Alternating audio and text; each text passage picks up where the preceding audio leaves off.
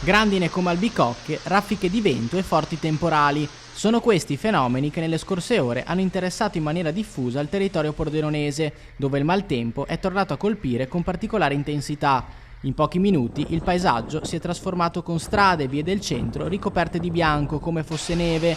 Le precipitazioni più intense si sono concentrate soprattutto nel capoluogo, dove si sono registrate forti grandinate accompagnate da vento. Segnalata anche la caduta di alcuni alberi, mentre proprio in queste ore prosegue la conta dei danni. Particolarmente colpita la zona di Borgomeduna a Pordenone, dove rovesci e grandinate si sono registrati con maggiore intensità. Una grandinata violenta che ha lasciato segni evidenti nel giro di pochi minuti. Numerose le segnalazioni arrivate anche dai telespettatori con criticità diffuse in diverse aree del territorio.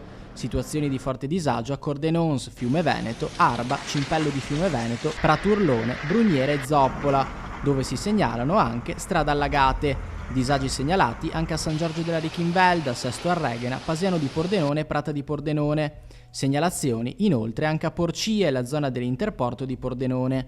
Secondo quanto riferito inoltre da alcuni telespettatori, in diversi casi i chicchi di grandine avrebbero raggiunto dimensioni simili a quelle di un'albicocca, accompagnati da pioggia intensa e raffiche di vento che hanno reso particolarmente critici gli spostamenti. Non si escludono conseguenze anche per il comparto agricolo, con danni che potranno essere quantificati soltanto nelle prossime ore dopo le verifiche sul campo.